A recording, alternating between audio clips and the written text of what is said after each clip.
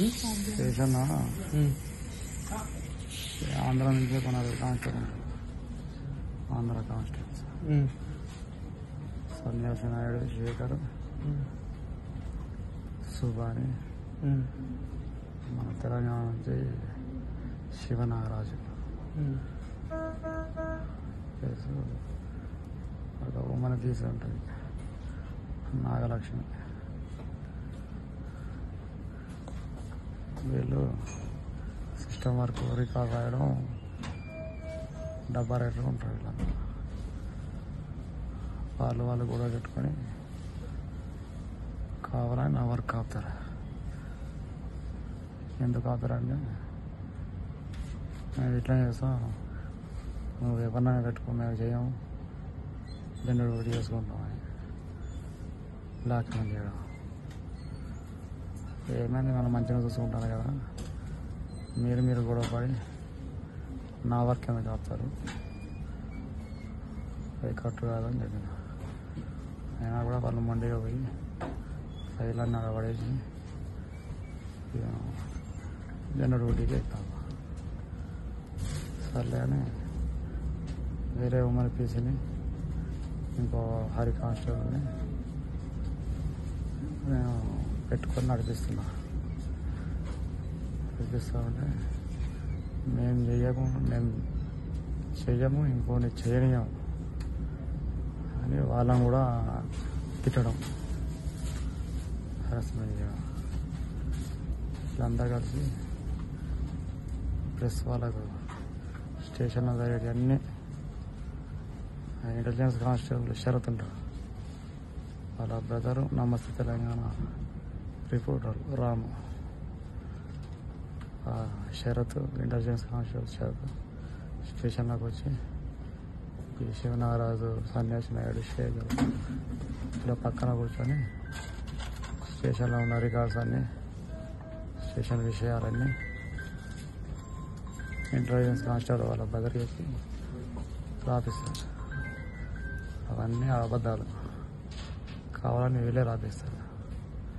ఈ విషయాలన్నీ సిఐ గారు చెప్తే సిఐ గారు కూడా నన్నే హరాస్మెంట్ చేయడం, వాళ్ళ మాటలన్నీ. ఈ విషయాలన్నీ మళ్ళీ డిఎస్పీ గారికి ఒక రిపోర్ట్ రూపంలో డిఎస్పీ గారికి పెట్టిన. ఆయన ఏం పట్టించుకోలేదు. సిఐ ఏమో చెప్తే పట్టించుకోడు, నా మాట వినడు. అంతా చెప్పవద్దు కానీ వాళ్ళంతా రెడ్డీస్ కదా, డామినేటెడ్ ఉంటుంది. సో ఇక కలవడానికి పోయినా కూడా కూర్చోమని చెప్పకపోవడం, నీళ్ళు పెట్టించి మాట్లాడడం చేసేది. ఈ విషయాలన్నీ కూడా నేను ఎస్పీ గారికి ఒక కానిస్టేబుల్ మీద రిపోర్ట్ పెట్టి 25 days అవుతుంది. ఇప్పటివరకు దాని మీద యాక్షన్ లేదు. ఈ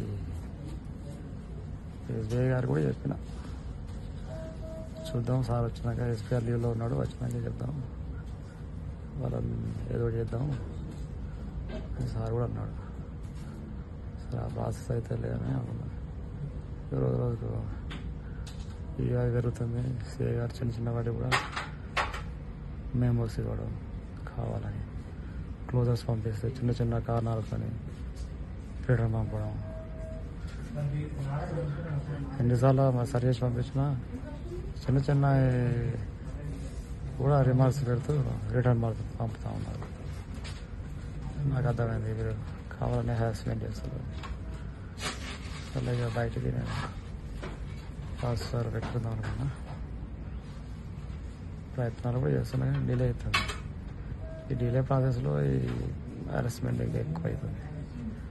కానిస్టేబుల్స్ అందరూ, ఆంధ్ర కానిస్టేబుల్ అందరూ కూడా దిగబడడం, స్టేషన్లో ఉన్న 7 కానిస్టేబుల్ వేసాయి, అసలు వాళ్ళకి మర్యాద ఇవ్వకపోవడం, నువ్వేంది నాకు చెప్పడం అని మరవడం. ఇది ఇప్పటి నుంచి కాదు, గత 3-4 సంవత్సరాల నుంచి వాళ్ళకి ఇలాగే ఉంది. వచ్చిన ఎస్ఐలను వాళ్ళ గ్రిప్లో పెట్టుకోవడం, వాళ్ళు చెప్పినట్టే నడవాలి. ఎస్ఐ సొంతంగా నడవడానికి లేదు. ఎస్ఐ సొంతంగా చెప్తుంటే వీళ్ళు పని మానేస్తారు, పని అవుతుంది. పైన ఆఫీసర్లు ఎస్ఐ గారిని అంటాడు, మళ్ళీ మమ్మల్ని బతలాడుకోవాలనే ఉద్దేశం వాళ్ళది. వాళ్ళు చాలా రాంగ్ పోతున్నారు వాళ్ళంతా. వాళ్ళకి ఇట్లా చేయడం తప్ప అంటే ఇప్పుడు ఇక నా మీద ఇట్లాంటివి చెప్పుకున్న కూడా చాలా ఉన్నాయి.